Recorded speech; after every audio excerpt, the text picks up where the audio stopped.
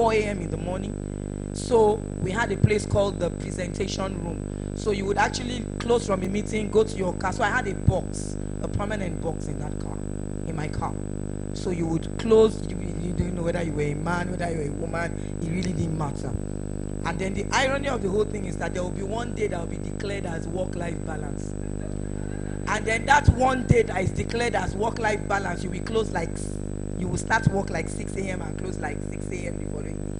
And we were supposed to be having work-life balance. So it occurred to me that it is important as women. It's everybody, but as women, why? Because we are wired differently.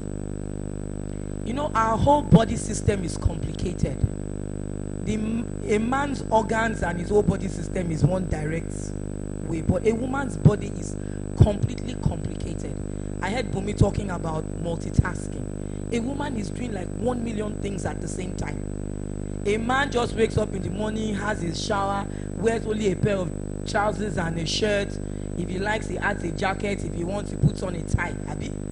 And then he just carries his briefcase and walks away. The woman has to have her bath, take care of all the children, and then get ready. Her own self alone is an issue. She will wear a dress, she will wear tights, Spanx, then she will wear body, this thing, then she will now carry another whatever and wear. So she's carrying like 6 packages. Then she will wear the cloth, then if the top is not mixing well, then she will change. Then she will now get to her hair. Like 7 weeks. Wear this one, change, wear that one. The man has gone since 2 hours after. You are still balancing whether you are ready to go or not. But really and truly, work-life balance affects performance, affects your life. Fadeke quoted Hillary Clinton, which is actually one of the quotes I actually have, where Hillary Clinton, if you actually go through the whole reason why she talked about that, and she also, I mean, Hillary has just one child, only one child, but she's a work-life balance freak. If you actually follow her life, and I mean, even getting to that level of her career in politics and all, but she has a work-life balance. And she said, if you think that your career is all about you, then you do not have a life. For somebody who is very famous and in that, you know, in the space of the entire global world, for her to make that kind of statement is deep. Why? Because a lot of women have lost their homes, their relationships, even their own lives, from the inability to balance it, the inability to ensure that they create that time for when it is work and when it is time to focus on not just the family but themselves. One of the people that have cheated themselves out of life is a woman. The women have cheated themselves out of life so much. When last, if I ask in this room, did you take the time to spoil yourself?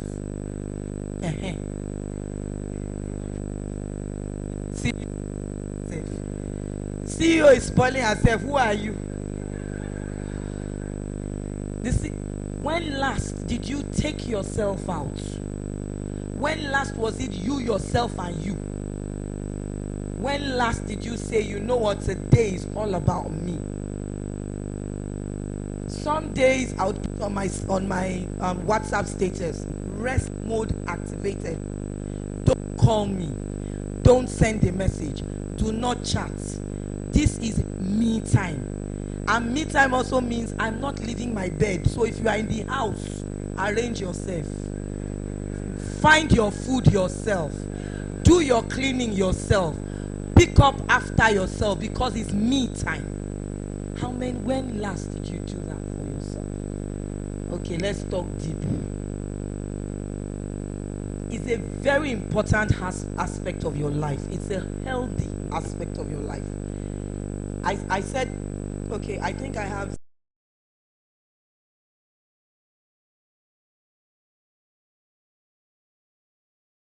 stress. My everyday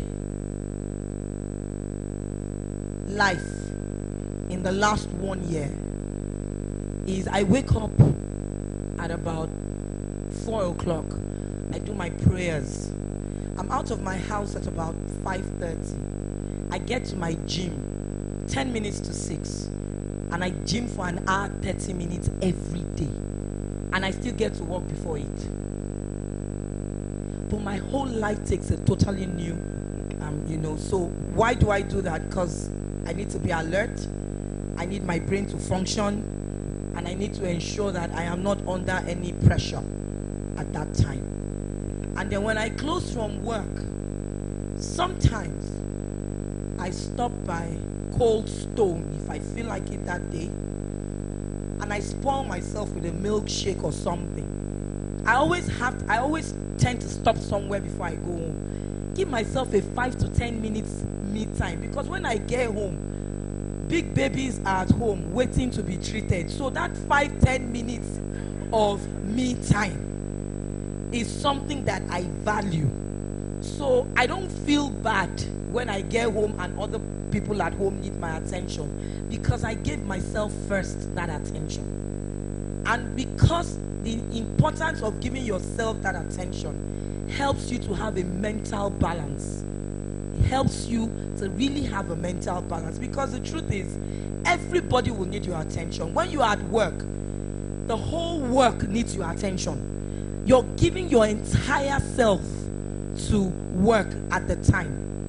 Although statistics was done not too long ago, I think about 3 or 4 months ago, and women, we need to talk real, where it was found out that the time the women need to spend time, this was strictly on women, need to spend time working, about 43% of that time you are spending it on WhatsApp, you are spending it on some entertainment channel, you're spending it doing something else. So by the time is actually the time you need to do the work, you now start working under intense pressure,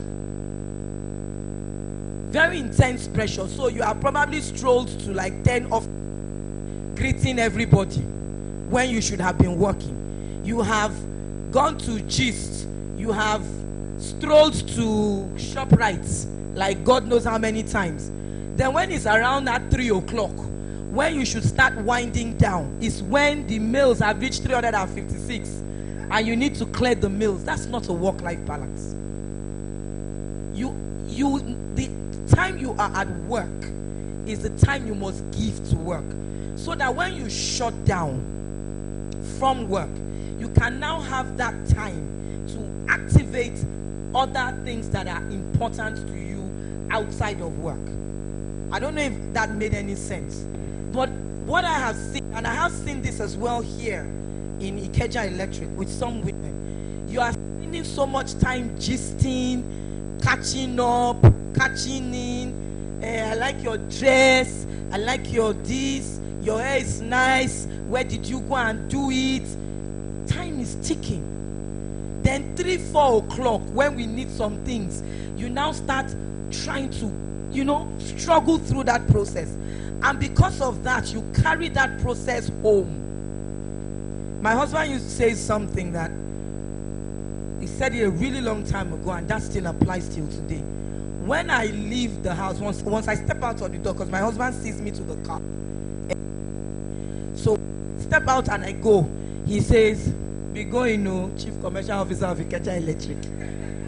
So, or when I was business manager, whichever role I was in at the time. Then when I come back, as I'm stepping in, "Welcome, Mrs. Ezekiel."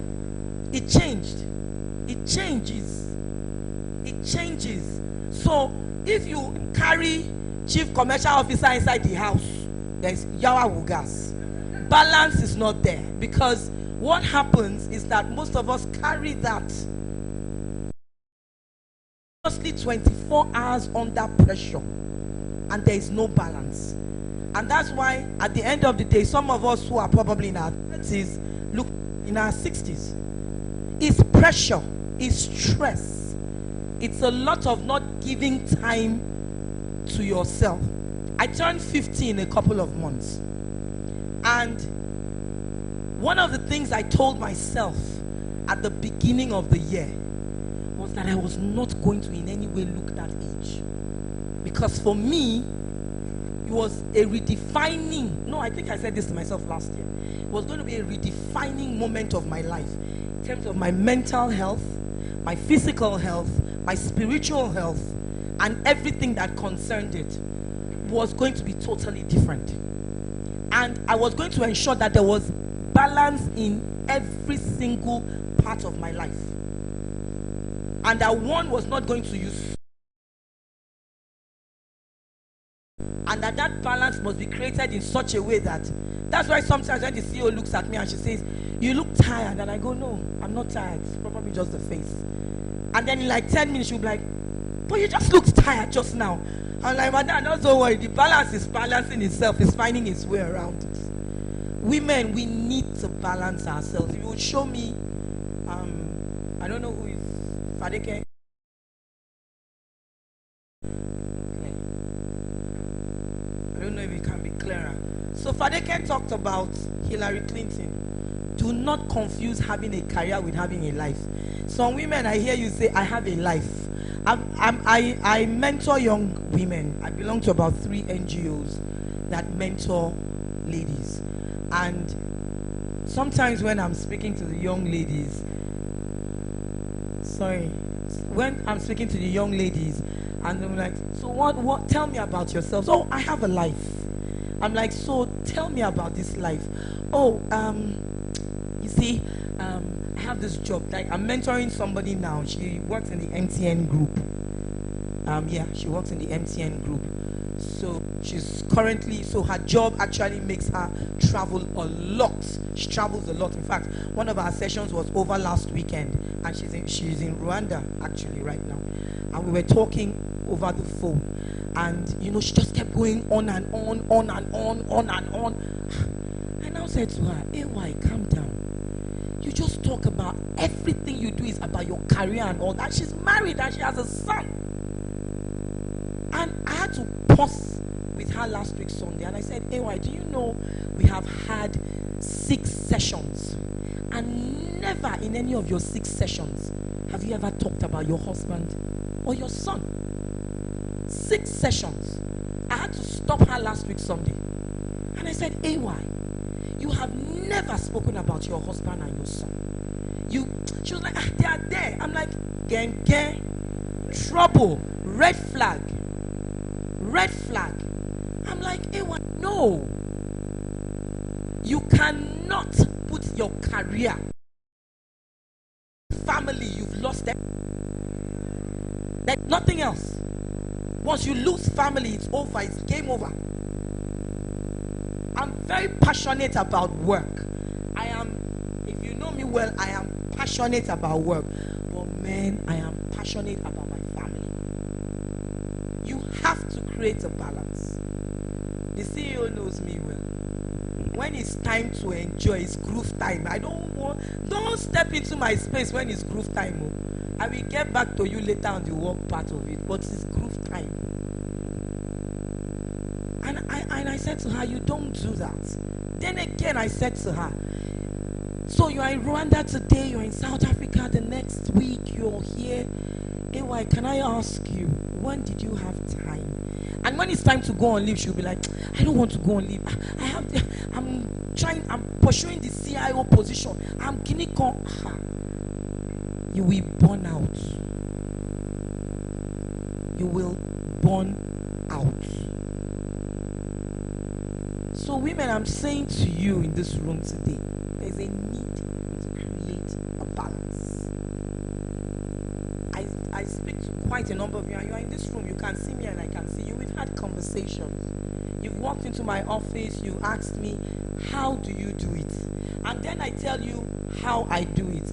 But you don't practice it or even develop your own type of balance. If you do not have a balance in this room, it's important that you start to create one. You've got to love yourself. Even the Bible says you must love your neighbor as yourself. So if you have not even loved yourself, how do you plan on loving this neighbor? You must be selfish to you sometimes. I'm not taking it out of the CFO and what she said. No, I'm not. When she asked for people who have, no, I'm not a first child though, unfortunately. Unfortunately for me, actually, I'm not a first child. Unfortunately for me. But you see, the first child in our house, very selfish to herself. I will tell you that without collecting a kobo. Before she will do for you, she has done for herself first. Before she will say, hey, auntie, what do you want? You are my younger sister. Younger who? She have, and she will tell you, she will say, when I haven't even done for myself, how far with you? So, I'm not taking it out of her when she said, you cannot lend it. Me, I like to spoil myself. I believe I have earned it. The number of hours of work that I put in, I deserve to spoil myself. It's in fact, it's a prerogative to spoil myself.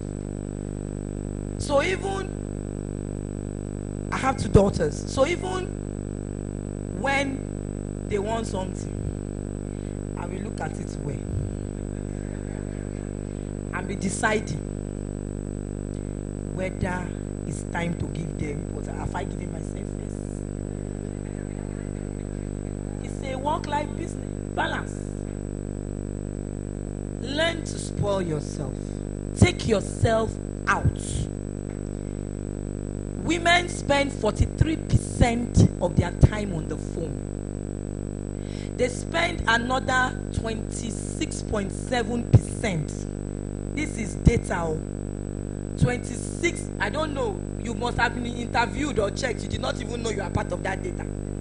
They spend another 26.7% being concerned about everything else but them. You are concerned about everything else but you. So save, but inside the savings, spoil yourself. In the 30%, but even in the 30%, Bumi, nobody's spoiling themselves. In the 30%, everybody, I have an aunt who has a long, unfortunately she's been buried today. And I need to bring it up. With so much money, she did very well. It was only a couple of months ago that it just occurred to her that, oh, she's not really make time to enjoy this money. She's worked so much, run businesses, but guess what? As I speak to you, because I couldn't go, she's been buried today. As I speak to you, she's been buried today. She had no work-life balance. Sometimes she used to ask me that, oh, this, you will walk, then you will just, walk. Now is the time to walk. This is when you have the strength. That used to be her advice to me. If you don't do this now, so she will move from this to that, that to that. But she's gone. She's been buried today. It's just a couple of months ago, I just showed Yewande and Bisola her picture. For the first time, she was looking bright, beginning to look, but she didn't even have enough time to spend it. No one is coming out of this life alive. So what are you doing with the time that you have? What are you doing with the time? That's it. A lot of people have very different views on how work-life balance should be maintained. Plenty. If you even Google, you will see many things. But guess what? It is not one size fits all. You need to be careful. Everybody will be shouting, Google is your friend, it's your friend. Hey, it's true. It's your friend, but pick which part of the friendship you are going for in Google. It's not everything that you go and you pick that works for you. First thing you must do, if you can show me that, do is, what do you need? So you work. What do you need? Even while you are at work, do you take breaks? How many people here take breaks? You don't. You see, you are saying no time, but that 5 minutes you got up, you see, you get up from your desk, from the work, but guess what? You don't give yourself that break. You have gone to look for Bisola and spent like another 30 minutes gisting with her. Is it not? Or you've gone downstairs or somewhere and you spent time gisting. You didn't give yourself that break. I'm talking about you now. It wasn't your break, it was somebody else's break. And you are not even aware when people just gave themselves their own 5 minutes break. You now wasted your own 5-10 minutes on another person. Now, educate yourself on how your body functions. Most of us here don't know how our body functions. Last week, Wednesday, there was a gridlock in Lagos. How many of us were in that traffic? I was in that traffic for 5 hours. 5 hours. Fortunately for me, so that other people would not get into my trouble, I spent the whole of the morning calling every other person that knew, and that's because we had this NERC hearing. I didn't want other people to get caught in. So I got here by 11, and I said, let me come upstairs and drop my stuff so that I could get myself together and go join the rest of my organs who were already there. And as I got into my office and I sat down, I kind of felt funny. And as I got up, I just started throwing up. So I threw up all the way to my door, and I could hear Engineer Akumakwayi and Ugo going out. I knew I had to get to them, figure out a way of calling their attention so that they could come back for me. And I was able to do that. But I'd thrown up a lot. And before I knew what was happening, I'd blanked out. I was rushed to Lagoon Hospital from this building. I got to Lagoon Hospital and they were saying, oh, the ear has two functions. It can hear and balance. Thank you, my sister. And then they now called it one Sofu Kinika. I jumped from the bed. I woke up. Kidney. Faint, manimo faint. Yeah, one is Sofu Kinika. Understand and balance. Thank you. So the doctor was saying, no, madam, like I said, okay, wait. You said the ear has to function. Understand and balance, Abi. He said, so we are trying to find out why one did not function. I said, everything is functioning. I'm all right. It will move from how does your body function determine how you wake up and speak to your body every day. I wake up and speak to my body. So when that happened and I stood there, in fact, where is Patience? Patience almost had a heart attack because I said they called Osato. Osato talked to her. She's standing up. Oh, she doesn't want them to do the test. Oh, Osato said, give the phone to her. I said, Osato, I'm okay. Osato, I'm fine. To hear any medical term that is not my own. And I do not want to hear anything that did not belong to me. So me, I told the doctor, me, I'm okay. Don't do tests. Don't do tests. Don't worry yourself. Don't waste the needle. Don't waste it. Keep it for somebody else. And I got up. Patience was, madam, hey, I'm calling your husband. Hey, they called him. Oh, my husband called me. Hi, I said I'm fine. He said, hey, I told them you were okay. Tell them, be going.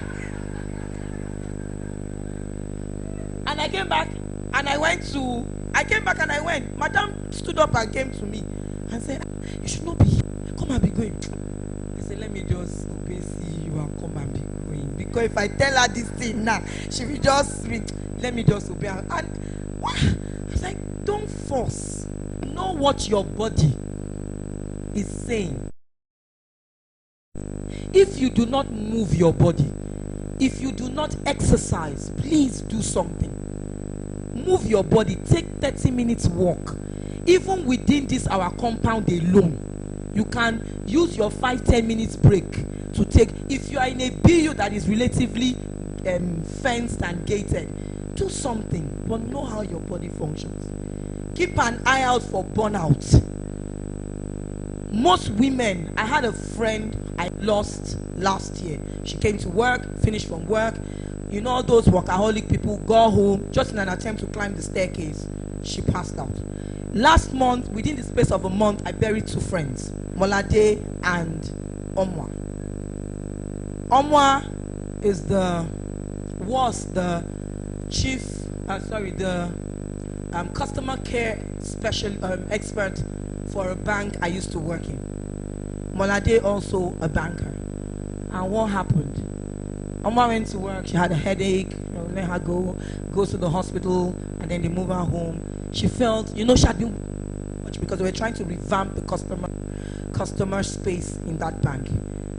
But in 24 hours, she was gone.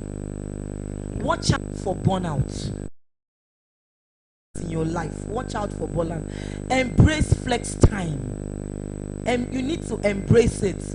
When you need to know when it's time. You do sometimes. Find myself. I have a time. There's a time when I get up and I tend to move my body. I don't need to wear a gym wear to do that. And so I'm flexing and I'm moving my body and I'm doing something.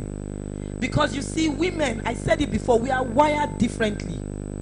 Don't think that a man doesn't have, excuse me, sir, I don't know why they did not use a woman for this thing. Man here.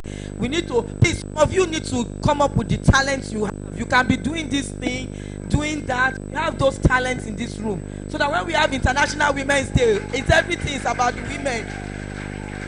So that we don't have men in our space. You see what the CEO was talking about? Women take over these things. Why is this brother here, that brother there? No. It is called International Women's Day. They did not add men to it. So Joy, please, next time, let's find the women that can do these things, and let's you even Abe's job, take it from him for one day.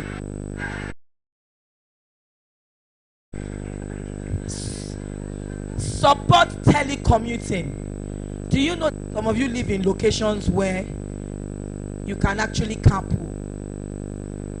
But it's a lie. You will not carpool. You want everybody to know that you have your own car. You want everybody to know you have your own car. How would they see it? Okay, well, what if she's not ready to go? Me, I'm ready to go. No, work out something. It's important. It's a balance. There's in my estate, I don't have little kids anymore, unfortunately, because it's not an easy thing to be having child inside this period of time. Many things are happening. All the corona things are happening everywhere. So you are worried about your plenty children, Abby. So some parents came together, and so there is a period of carpooling. So you don't have, because of especially now, because of the corona stuff, so they don't release their children to the school bus, and they all walk. So they all came together, about 11 of them or thereabout, and one particular person has this big bus. So when it's even your turn to school run, you use that car because you are able to carry all the children. So if you are coming to work and somebody lives close to you, don't put yourself under undue pressure. Don't live somebody else's life. Live yours. Everybody else is trying to be everybody else. There is no space for duplication of other people. Be you. Be you. So you don't have to have 1 million cars on the road and you're all coming to the same place. And then when you say, I know her now, she's my neighbor, she lives just there. And you are carrying like 10 cars on the same look. No. Encourage efficient work, not more work. Efficient work, not more work. Efficient work. When you are at work, let the time you have put in be quality work. What most of us do is not quality work when we are at work. So because of that, you are under pressure. And so most of you carry the work home. It does not make sense. It doesn't. That's the truth. You will be, so your child is trying to get your attention and you have your laptop on you. What attention are you giving? So do efficient work. Not bring the home to work. Some of us bring the home to work. Something happened at home, and for a whole day you are miserable. You are carrying your face. Somebody is trying to get across to you. They cannot, because you brought home to work. There is no balance there. Then you will still not carry the home and then the work back home, and then go and cause. A lot of marriages have broken from that. I can tell a lot of marriages. I have friends who have had these issues. They carried home to work, then carried home and work home, and then it was happening like that back and forth. And I have a particular friend, she didn't even know when her husband was moving out. So he was moving out in bits. Yes, he was moving out in bits, and he was moving out in bits, and she did not know, because she did not pay attention. She did not have her, she was not, like the CEO would say, she was not there. Yes, so he was moving and she did not know. She would open the wardrobe and not realize that a lot of things had moved. She would walk into rooms and so one particular day, he just didn't come home. He didn't come home. And she, tried to reach out to him, sent messages. She didn't get a response. I think it was about a week later that, and then the following day, I think she did not even bother. Then I think the third day, she tried to reach out. It's like 2 days now, you've not come home. I think it was like a week before she got the response that, you know what, guy, I've moved out since. Been moving out my stuff since, and you had no idea. That's how much time you pay to your career. So since you are married to your career, I have left you with it. And that's how that relationship of about 18 years broke. Yes, seriously. So please, there has to be that balance. Health initiatives, I said it before, please, we are getting older. So you were 35 last year, you are 36 this year. You were 28 last year, you're 29 this year. You cannot continue to assume that you are okay. That you think you are slim does not mean you are fit. Don't get it twisted. That you think you are slim does not mean you are fit. So you must learn to do some go out there, do checks, ensure you do medical checks. We are women, all this cervical stuff and all that. Don't go with fear. Just go with a normal approach to say, you know what, I want to check my health status. I want to know my mental health status, my physical health status. Ensure that you're well. I got up from that bed because I knew there was nothing wrong with me. It was just exhaustion, 5 hours, and I had not hydrated. I had to tell myself that was what was wrong with me. I hadn't had water in 5 hours. I hadn't hydrated. And with the heat wave that is going on, and then because sometimes I needed to wind up and wind down the glass, especially when we're not moving. So I was taking in fumes from all the... How would I know that? Because I pay attention. So I knew what was wrong with me. So that's when they were telling me that soft gikinika. I said it's not me. Software, from where to where? I knew it wasn't me. So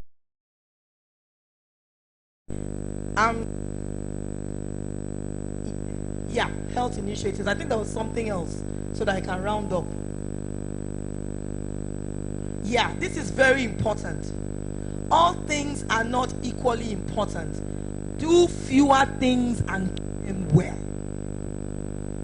All things. So I come to work and I would usually have a to-do list of the things I need to do. Probably 11, 12. But I would tick in order of priority. So I go home appraising myself for the ones I did and I did well, and then I know I can carry forward the other ones. Sometimes we come and we just have too many things that we are doing and we end up going and we are not doing anything. There's no balance in that. It's important.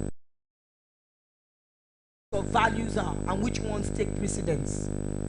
We all have different values, but we need to ensure that those values are positive values.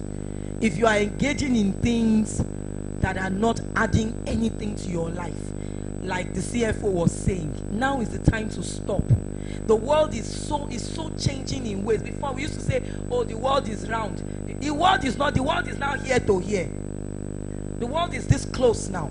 So if you are engaging in things that do not remotely add any value to you, jettison those things and pick up only things that you can actually know that it relates to you and you are getting some kick out of it. If it is not, the CEO talked about me and area boys. Yes, I rehabilitate deviant youths. It's something I've been doing for almost 20 years now. I rehabilitate deviant youths, and it just came out of something that happened when I was in the bank, when they wanted to beat my security man. I was a banking officer then. and they wanted to beat the security man. Why? Because you know these area boys that harass you in Lagos Island. Okay, so they had bought bread and are going, and then they had left it on top of a car. So sorry, yeah. So the security man wanted to move the direct the customer to go. So he threw the bread and they are going on the floor. Ha! Money that somebody suffered to harass somebody to get. You went is harassment suffering. You threw it on the floor. So there was this, you know, and I was big up on brand, even as young as I was in banking, you know. So they were shouting outside our bank. Ha! So I ran out. Okay, I ran out of the bank and I was like, what's going on? This was on Broad Street, and this, no, mama, boy, bread me, get what So I was like, what happened? And they now explained the same thing to, you know, and I said, okay. I went in, brought money, gave the guy, and I now began to just engage these guys. And funny enough, I was moved around that whole place for a while, Broad Street, Martin Street, Idumota, Idumago. So I got interested in these deviant youths and realized that they are not as bad. Today, by the grace of God, give and take in everything, I think I've successfully been able to rehabilitate about 28 deviant youths from that time till now. At one point, I worked with the Lagos State government because they recognized that who was this person that was doing this thing. So they called me. There were some programs they did, and I got to share, you know, some of that with them. And so today I have deviant youths that used to harass people on the road, who are tailors today, who are carpenters. They own their workshops. Some of them they are married. I've gone to several weddings of them, you know, that they got married. They have children today, responsible men. Part of what you should do to create a balance is find where your values lie and add value to other people. Impact the life of somebody else. That's why we are here. That's why we were born. That's why we were created, to impact the life of somebody else. So find out what these appropriate results, you know. Focus on the things only that you can do. Don't try to be somebody else. Too many of us are packaging things that is not our own. It's creating a disbalance in balance. Stop trying to be somebody else. Be you. I like Folake. She says that all the time, and it's so stuck in my head.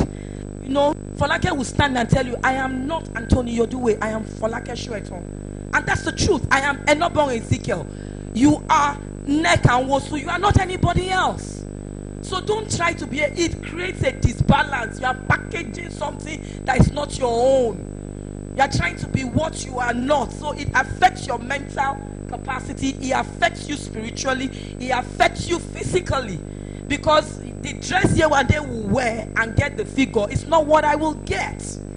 But a lot of women are changing the scope. They want to be so. Today, I lost a very, very good friend. Very, very good friend. Extremely good friend. She was a big sister. Why? Because she assumed that her legs were too thin for the body she was carrying. And so she found herself in some funny place in VI, where they were doing all this. Thank you, darling. I love this girl. Please, a round of applause. This girl loves me. She cares for me. You know, so she found herself there, you know, and she went for this surgery to liposuction things, and she passed on. She drove herself to the place, but it was her husband that had to go drive the car back in this Lagos. And we were warning her. We told her, and she said, oh, her sister did it and got away with it. Oh, Dupe Sheko, Dupe. And she went, but she didn't. My friend, it was so painful to us that it just looks as if sometimes when her husband looks at her, it's a lie. You know why? There's too much pressure. If you are around somebody who constantly is checking you, judging you, telling you what you are not, that is not your friend. Get rid of the person. That's not your friend. Because that person is just going to push you into doing something that you are not supposed to do. And she passed. And that was it. And we had just done her daughter's wedding. So she did not, now her daughter has had a baby. She's not here. Do you understand? Please do not get yourself into those. I am Eno. Who are you? I can't hear you. Who are you? Who are you? Exactly, that's who you are. You are a unique you. There's no other you that can ever be you. Only you can do what you can do. You are the best of you. There is no duplicate of you. There is nobody with your fingerprints but you. So who are you?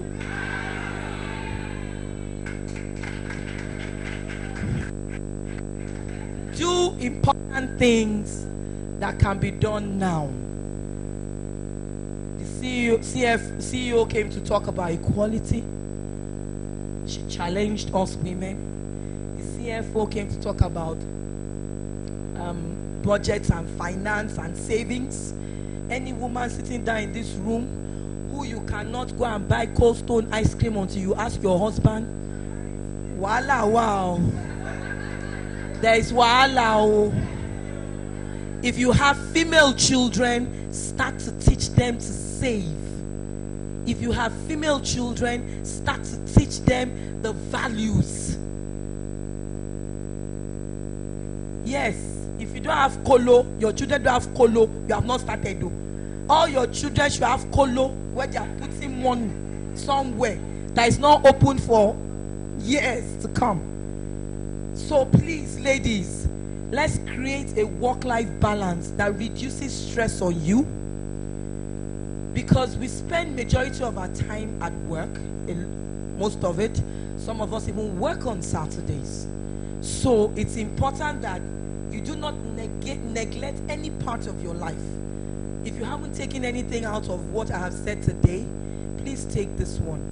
You are important to you. You deserve to be happy. You deserve to enjoy your life. You are the only one that will regret that you did not have the time to enjoy your life. So begin today to put things out there, deliberate actions that you will put out there to say, you know what, I have a mantra, I have a scripture, and I made it into a board that I will not fail. And the Lord will help me daily in the break of day. It is a personal rhema to me. And because of that, I know that whatever it is that I do will not fail. If you're Muslim, find the mantra in the Quran. If you're Christian, find one in the Bible. One that speaks to you, to your being, that when you say it, is that the earth moves for you. I am unapologetically Christian and born again. So everything that happens around my life is with the scriptures. So I must find something that works with me. Even enjoyment, I find it in the scripture. It's there. If you look, you will see it. It's there. If you look in the scripture, you will find the scripture of enjoyment. Have you not seen it before? It's there. Plenty. Pick anyone that resounds in your. Even turning water to wine is a God will bless you, Bumi. That's even one. Sometimes when I get home, some people here know that I'm a Bailey's person. Those who have want to get me. I didn't call any, but those who want to get me, they know what to give me. So I will put Baileys with ice. I will now come and pour smoothie on top. Hey! I will now put my 2 legs on top of the sofa. Recline the seats. Oh boy, see enjoyment. Thank you very much.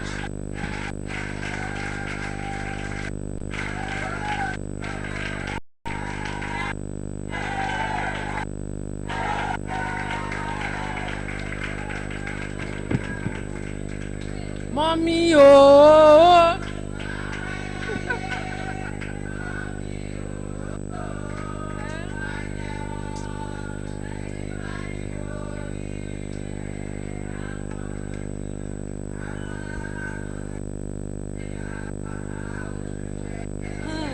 A round of applause for yourselves. And a big thank you to Mrs. Enobong Ezekiel. All right. Do we have any questions? Thank you very much.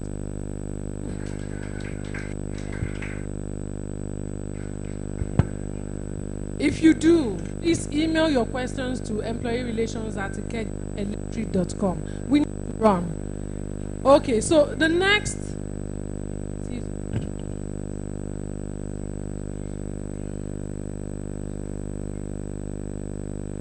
Okay, so the next speaker will be speaking on domestic violence, abuse, and emotional stability. Lundy Bancroft, the author of Why Does He Do That? Inside the Minds of Angry and Controlling Men, says your abusive partner does not have a problem with his anger. He has a problem with your anger. One of the basic human rights he takes away from you is the right to be angry with him. No matter how badly he treats you, he believes that your voice shouldn't rise and your blood shouldn't boil. The privilege of rage is reserved for him alone. When your anger does jump out of you, as will happen to any abused woman from time to time, he is likely to try to jam it back down your throat as quickly as he can. Then he uses your anger against you to prove what an irrational person you are. Abuse can make you feel straitjacketed. You may develop physical or emotional reactions to swallowing your anger, such as depression, nightmares, emotional numbing, or eating and sleeping problems, with which your partner may use as an excuse to belittle you further or to make you feel crazy. I've actually seen men that will say their wives have gone cuckoo. Domestic violence takes many forms, including physical, sexual, emotional, and mental. Traditionally, domestic violence is committed against females. I said traditionally because I've seen women that beat up their husbands. Common forms of violence against women in Nigeria are rape, acid attacks, molestation, wife beating, and corporal punishment. I would like to take the bio of our next speaker. Unfortunately, she's not here. She has an emergency, so maybe I should just run through it. Her name is Dr. Comfort Aderonke Otegbeye. Comfort was born on January 23, 1968 to the family of Mr. Makinde and Mrs. Alice Alo of Ijamo Compound, Ilesha in Osun State. She began life in a very humble way. Her parents were God-fearing, comfortable, and contented people. After her primary education at local authority school Apapa, Lagos, Comfort enrolled at the prestigious New Era Girls Secondary School, later renamed Shule Girls Secondary School. She completed her secondary education in 1984. Comfort was admitted into Yaba College of Technology in 1986 to study industrial arts and graduated in 1991. She could have worked in art-related industry but chose to work as a teacher with little or no experience in teaching. In 1995, she enrolled for Montessori training program at Heritage House, Montessori, Lagos. It was during this program that she discovered that a complete education must focus and address the needs of the child, that children must go through certain learning experiences, and they must be actively involved with people, materials, events, and ideas. This experience propelled her to establish a school, El Bethel Nursery and Primary School, in October 1996. This was a turning point. She decided to be an educationist with a vision to operate at the highest possible professional level. She enrolled with the Lagos State University for a diploma program in education and graduated with the highest grade points. She further enrolled for a master's degree program in education administration at the same university and was among the best graduating students in 2003. Her numerous responsibilities, as highlighted hereunder, motivated her to apply her energy, intellect, and resources to further learning, hence her enrollment for a doctorate degree in education at the University College of London. She occupies leadership roles in various organizations. She's the Vice President of the National Association of Proprietors of Private Schools, Lagos State. She's the current President of SGSS Alumni. She's the current President of Graduate Women International Lagos Branch. She's the Secretary of the Board of Women Advancement and Youth Research Foundation, WOREF. She's the Grand Matron of Girls Guide Association, Lagos.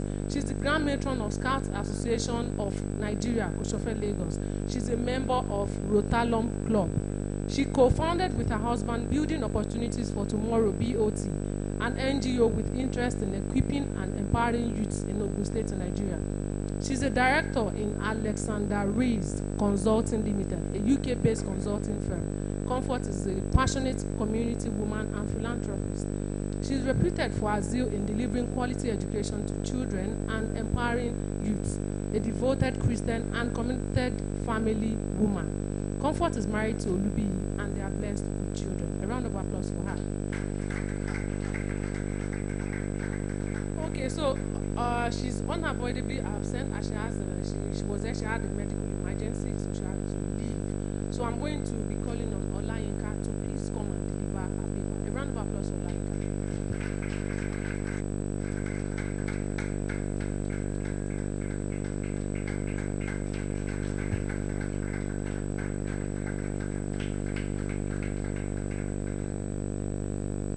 Hi everyone. Good morning. My name is Olayinka Oluo, and I am here on behalf of Dr. Comfort Otokoye. I apologize, she's not able to make it today, and she asked that I fill in for her. I hope that I can do this speech justice. So we're gonna get started. So,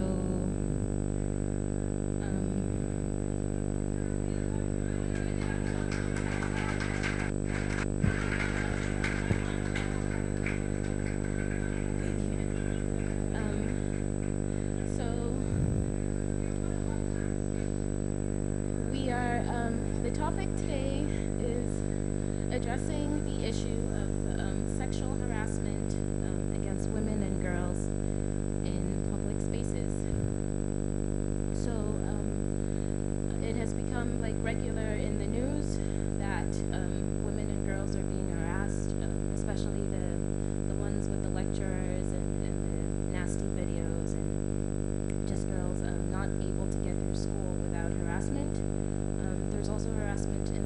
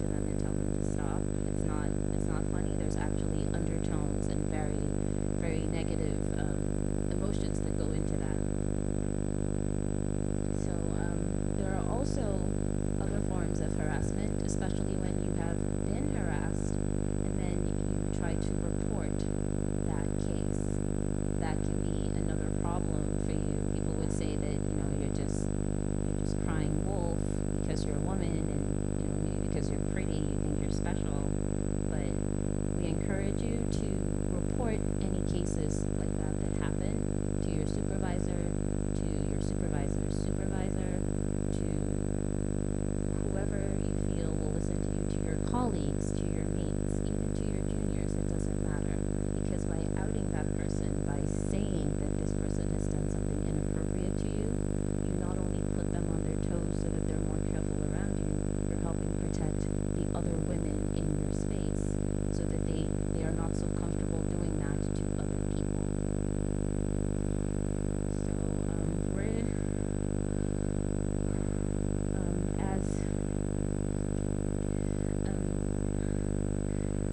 when we are talking about sexual harassment in public spaces, it's important for women to know their rights. You have the right to autonomy of your person.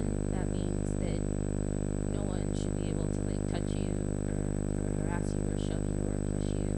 You have the right to seek redress, to seek a solution if someone has done something bad to you. You have the right to be safe, to be comfortable in the space that you are in. You have the right to not be afraid when you go to work, when you come back, and if someone, one person or group of people, if anyone is making you feel unsafe, we encourage you to speak up and to speak out. That is the first and actually the most important step that you can take, is to just report that case. And it's easy for us to not report things. It's easy for us to say, oh, you know, maybe they were joking. They were not joking. And we need to take them up on that. Because the first time you do it, you'll be surprised. They will never do that again. So there are some facts about undergraduates, women in universities, again with the lecturers sending pictures, videos, requesting for sex. We're focusing on the universities, but it also happens in workspaces. It also happens at home. It happens in your businesses, in your personal lives. It's wrong. It's criminal. And there is a bill that was passed that went for a public hearing on the 17th of February, 2019. And the full name of the bill is a bill for an act to prevent and redress sexual harassment of students in tertiary educational institutions, and for matters connected therewithin. And it was sponsored by Senator Ovie Omo-Agege and 106 other senators. So initially this bill had been passed in 2016, but it was shut down by the House. It was passed in the Senate, but it was shut down by the House because it didn't address things like religion, it didn't address workspaces. But the bill has gone for a public reading, and it will go for a second reading later this year.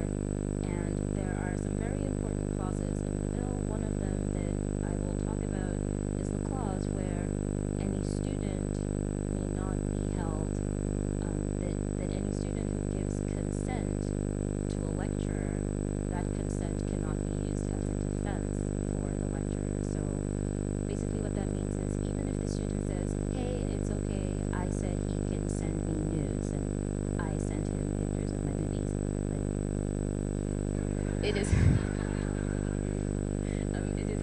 it is actually not a defense to the lecturer. And it's a really important clause because it puts the responsibility on the person who has the power. And the person who has the power is not the student trying to get a good grade. It's that lecturer, it's that teacher, and they have to be held accountable. So that part of the clause is very important, because a lot of the things that we get with Nigerian laws, they look good on paper,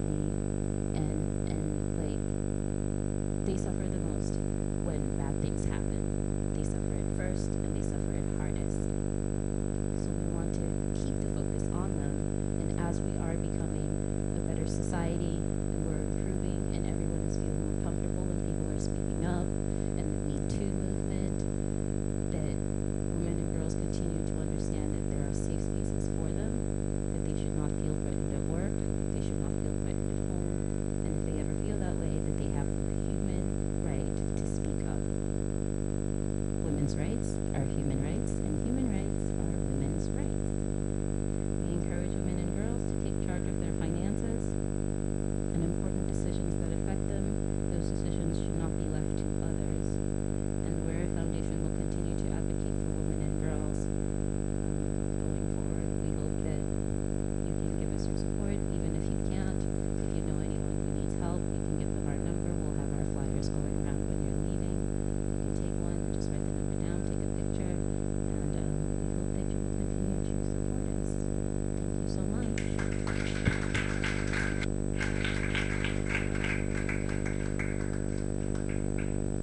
So we do have two projects in Awoyaya.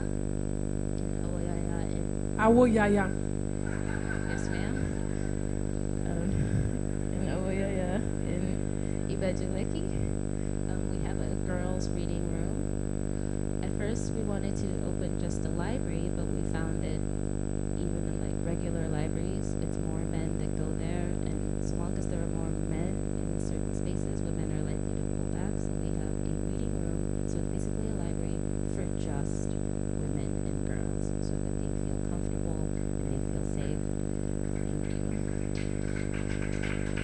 And we also have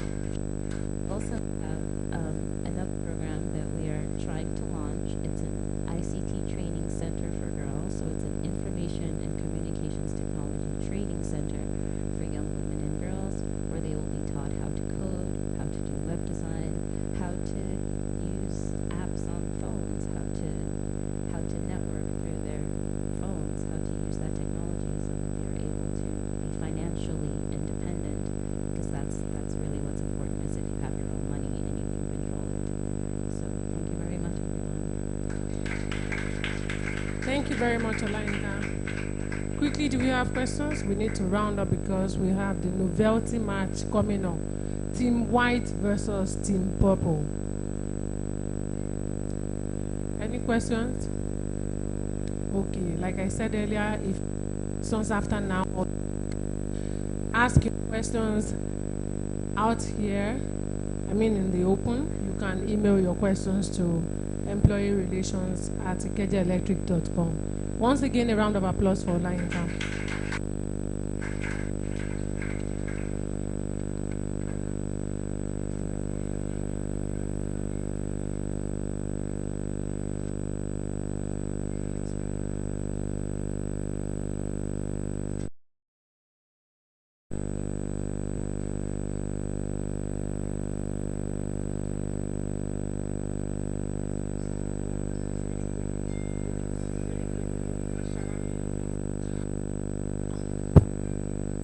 Thank you, DJ.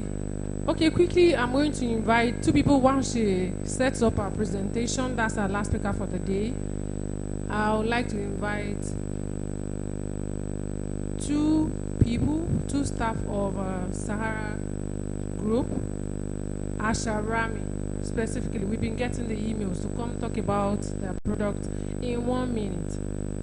So a round of applause for the Asharami team. Good afternoon, everybody. Happy International Women's Day, each for equal. So my name is Thelma Ogun, Sales and Marketing Manager from Asharami Synergy. And today, we won't take too much of your time. We're just here to create some awareness of our lubricants. So our Asha Lubes, we just launched last week. And just to run you through, we have 4 types for now. We have the Asha Trans, that's the automatic transmission fluid. We have the Asha Crest. So I will speak about that. Asha Crest is for petrol engines, for your cars, your petrol generators. You can use it to service. We have that in the 1 liter and 4 liter size. So this is not just for you to buy alone. We want you to take it to your homes. A lot of us, I know it's our husbands that handle our car servicing, or our generator repairman will recommend to us, each for equal. So what we want from you is to support us.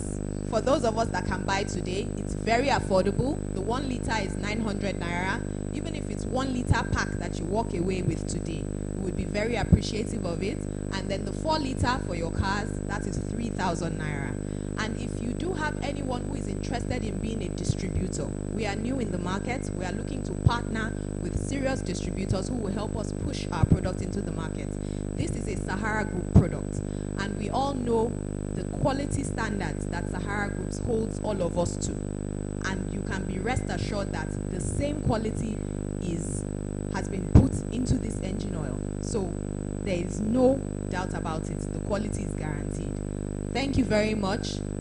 You can reach us on, you can reach me on 0. Let me take that again. The mic is 080-2358 5158. No. So we have other products. That's the Asha Extra, but I'm not really talking about that because that is for more older engines. So we're talking about those with the keke, the Okada, the buses, all these commuter buses. Exactly. I know that's not our target market. If you have further questions, please do not hesitate to call me. I will explain further. My name is Thelma Ogun. And then your Asha HD, for those of you that have diesel engines. If you have diesel generators, that product is for those kind of engines. Thank you very much for your time. Any questions? Yes, and the product will be made available at the IE dump. So please call, we'll answer whatever questions and we'll point you in the right direction. Thank you very much. Once again, Happy International. That was a quick commercial break. Young people are seeing their physical and mental health decline at a faster rate, according to a new Blue Cross Blue Shield report. Behavioral health is a key factor behind the decline of health due to a rise in depression and deaths of despair. Also, the financial challenges they face not only challenges their mental health, but also prevents them from seeking help or treatment at the time when their healthcare costs skyrocket. To enlighten us more on healthy living, we have in our midst a public health specialist. Ladies and ladies, please welcome with me Dr. Iria Ije. A round of applause for her. Good afternoon, ladies. This is quite a useful gathering. My memories are electric. I never knew there were so many women. I was telling my senior colleague here, Oladeni Sogo, that I never knew that we had so many women in Ikeja Electric. When I think of technical, I know, but I think of more of your technical staff, the men. So I'm really amazed. But yeah, the topic today is healthy living. I want to show a short video, basically.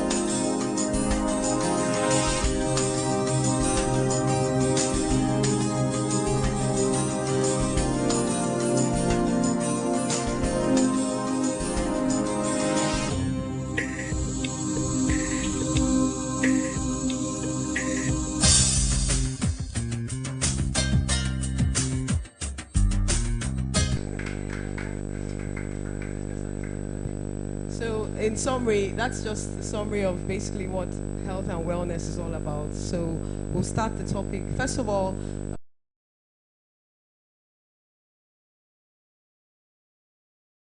I'd like someone to define what health is. Next slide. Does anybody have any idea what health is? In your own words, just explain, my dear get pregnant. Just say anything. Just in your own words. Okay. What does health mean? Okay, I would say it's just like being well all through. I mean, like in all areas of your body, including the mental, and then like all kind of. Any other one? Okay, see. Healthy living is a state of Everybody has an idea of it. You know, health is just a complete state of physical, mental, and well-being. That's the absence of disease. So generally, you're on your own, you are fine. You're younger, you're in good health. However, when you now talk of healthy living, we talk about the practice. That's the act of living healthy, making those good choices, eating the right foods, doing exercise. You know, that's really a practice. It's not really.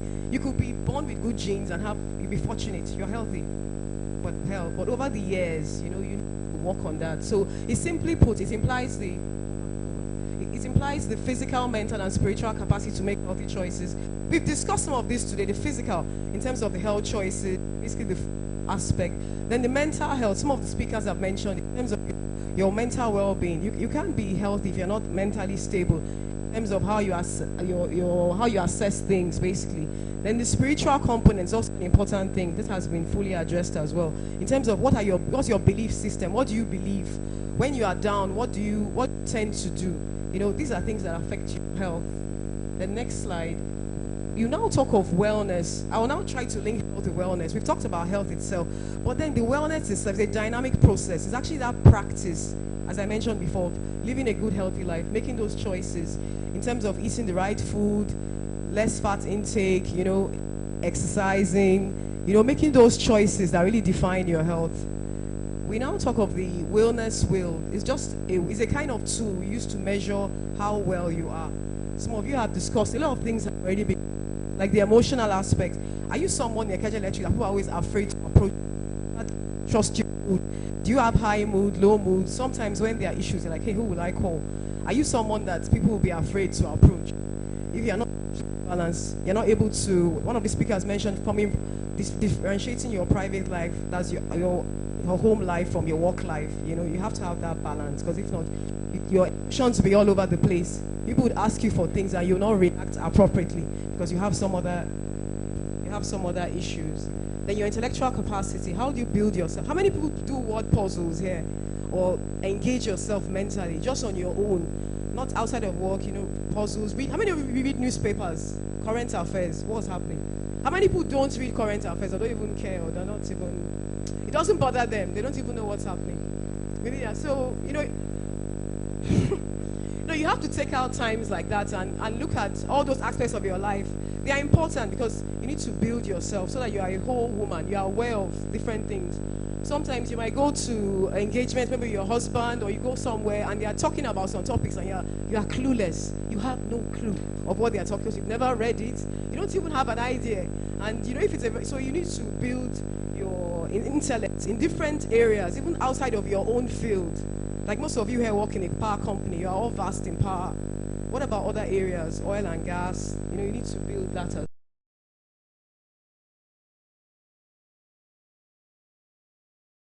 you know, it's not about attending parties, going out to events. Even your neighbors, in your office space, for those of you, the marketers, I look at the Ikeja Electric as technical staff and non-technical. So for the non-technical, they go out, marketers. Do you know, like if you have your partner in the office, do you know where she or he lives? Things like that. Do you have that relationship with, maybe, if you share an office with somebody, how many of you share offices, or do you all have single offices? I don't know your workspace. You share, how many of you, okay, like for example, do you know your person you share, do you know where he lives? Is it a she or he? Do you know where he lives? Okay, that's good. How many people don't know, they don't really know where he lives or she lives? You just work. You know, you should build that relationship with your partner. Just, what do you do? Are you married? Are you single? Things like that. When someone says, he's not around, you could be able to tell, maybe he went to do something. You know, sometimes people are, I don't know. Do you have his number? I don't even have his number. It's bad. Build social relationships with each other. It's not always about going to parties and the big events. And even for your secondary school, how many of you are active in your old girls association? Active could mean I'm sure most of them have WhatsApp groups and all that, or attend meetings. You know, some of you Some people are just clueless. They don't even bother. Or not that they are clueless, they've not really thought about it. They just, maybe they are working too hard, or they just think it's not important. What will I gain from it? Or sometimes is the social, you gain a lot. Not everything is about naira and kobo. Sometimes you learn a lot. You learn about different topics. You meet people, networking, all those things. And even volunteer.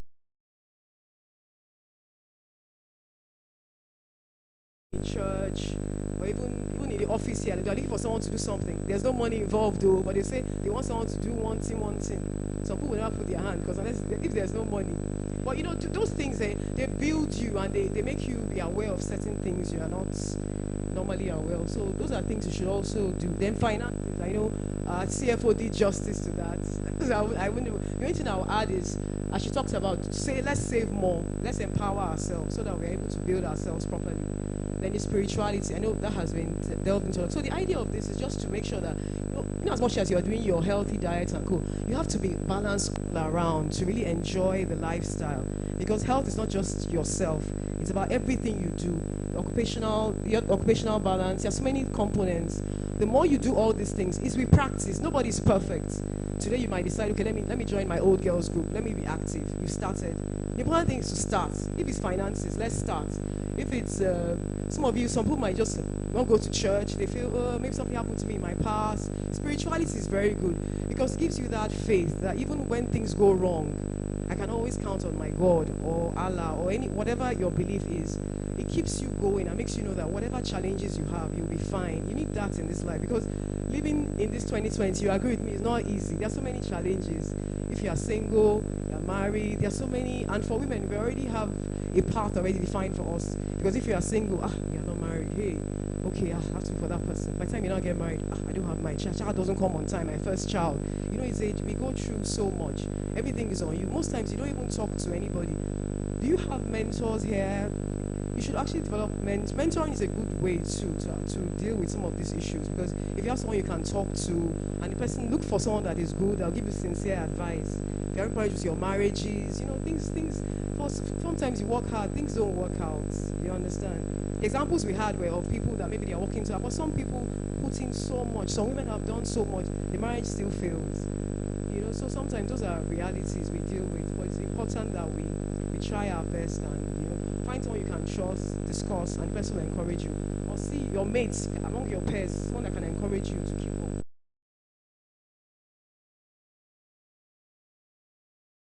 To healthy living is from the World Health Organization. I'll just run through. We talked about most of them already. Eat a balanced diet, be physically active. That one is really important. Like when I came into lecture, I noticed that you have a muster point, a wide field. So how many of you, sometimes instead of taking the lift, you can walk down the stairs? You can come in with the lift and maybe walk in the evening, go back with the stairs. You can do that. Some people are not so active, they for some reason they can't walk around, but you can do simple exercise, 30 minutes a day, it's fine. You have to build that culture, do it, use the stairs. You can park somewhere, take walks. If you can jog, if you live in an estate, a closed estate, you can jog around and really build yourself. It's very good. But try at least 30 minutes a day. Let's try and exercise. People have smart watches doing their steps. I don't know how many of you observe that, but try to be active. It's better if you sit around a lot. Then vaccinations, when they are due, try to get them as much as you can. Then you have smoking. Smoking is not good for your health, especially for women. Although these days things are changing, the millennials, many of them indulge, they learned it when they were abroad and all, but we actually discourage smoking. This really brings nothing good to anybody. Then avoid stress. Stress is key. We must take out time to really enjoy ourselves, but then a little stress is good. Sometimes when you have deadline, you have to submit a report, it's good for you because it keeps you on your toes. But when it's too much, that's when it's a problem. For example, if you have like a project to do, sometimes you have a deadline, that could be a bit of stress. Some people get so stressed up. But the thing is, while you're getting that task, find out from your supervisor what it entails, get all the details, and make sure you have all the information and how to pull the reports. Your reports are going to be delayed. It's good to tell your supervisor because it helps to manage that stress. Now, because by the time he's going for another senior meeting and your report is not ready and he's like, where is it? And you're like, I have this, I have that, I have that. You have to manage your boss and also manage yourself. And it goes to all your tasks in your life, even at home, even with your siblings, your husbands or partners, as the case may be. Then practice good hygiene. Hygiene is very key. Even outside of this corona, even washing your clothes, simple things, washing your hands, and washing your hands as in washing with over running water, or you pour a bowl of water on your hands, not that you put your hand in a bowl. So those are things you should watch out for. But even if you don't have water in your area, just let someone pour. You can pour it yourself, or go to get help. Pour it over your hands, and not putting your hand in a bowl. Then, while you are driving, how many of you, women don't usually overspeed? It's common now with men, but a lot of women too drive recklessly. All these are healthy tips, so people should not drive recklessly. Obey the traffic. Obey the traffic belt. These are things you already know. Then also practice safe sex for those people that indulge. But whatever it is, if you're not married, and they say abstinence. That's why I say they say abstinence. But if you cannot abstain, there are barrier methods that should be used and used correctly. That's the thing to save you. Then you have a regularly check your health. We talked of wellness checks. When you're over 40, for women, you do your pap smear, your breast, your mammograms. Make sure these are done. Then breastfeeding for your babies. Next slide. Then still, we've talked about most of this. Still the healthy diet, which is made up of vegetables, healthy foods, less fats. And we'll talk about your body weight. Basically, you know that the normal, the BMI, that's the basal metabolic index rate. So basically, it's about the weight over the height squared. So usually between 18.5 and 24.9 are good. Anything above this, you have to watch it. For those that are big, you can have a scale at home and weigh yourself, possibly before you have your bath, just to have an idea of what your weight is. And try to make healthy choices. Then for alcohol intake, we have women these days that drink. It wasn't common maybe my mom's time, but now it's becoming more common. People are drinking a lot more. But US guidelines suggest that 1 drink per day and no more than 2 drinks for the men. Next slide. Then just the next slide.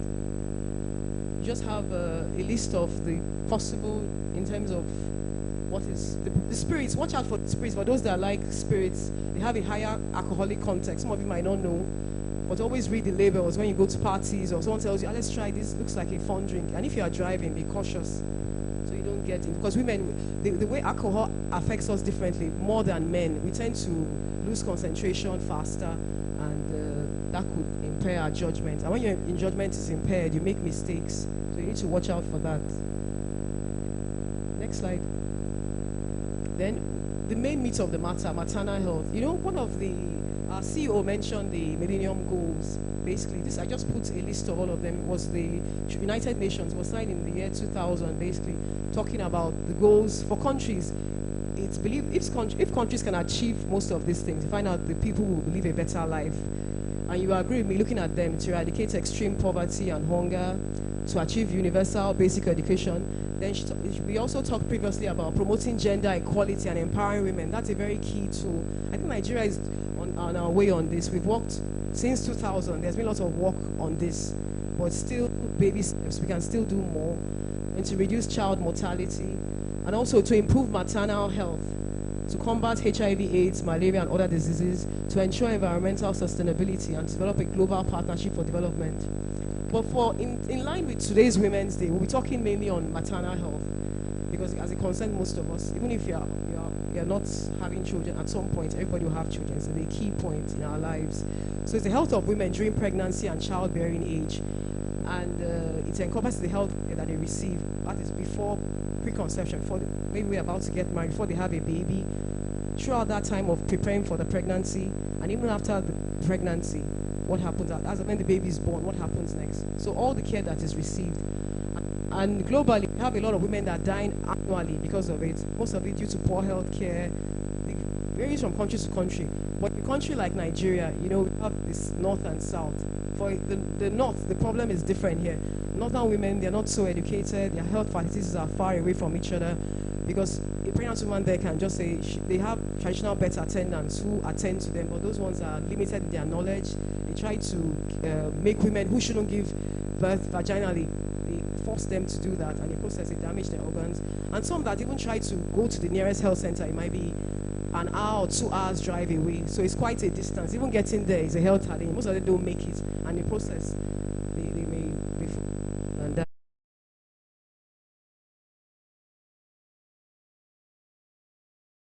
Sometimes the poor health care, the kind of care that is not really adequate. People are not monitoring the women as they should, and in that process, women could. According to World Health Organization, Nigeria has the second highest number of annual deaths in the world. That was in 2000, and we contributed to 14% of all maternal deaths. Our mortality ratio presently is about 914 per 1,000 births, which we agree is quite high. This was 2017 figures, but our hands are on deck to improve that.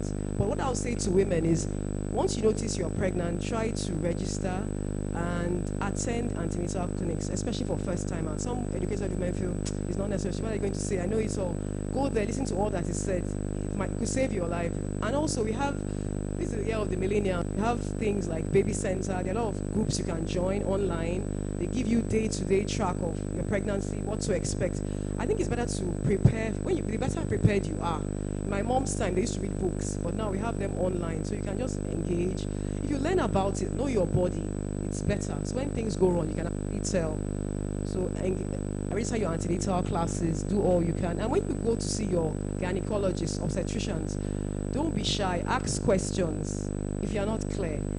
Don't listen to your neighbors, your friends. They'll tell you, go and do, there's one massage, do, take this, take that. And be careful of medications during your pregnancy. Read. Since you all can read the literature, read the leaflets that come with those drugs. It helps. Sometimes, because healthcare is a two-way system. Most times you blame the doctors, the hospital, but we ourselves, what do we do? How do we empower ourselves? Part of the women empowerment. The more learned you are, the better you are at these things, and it will make more sense.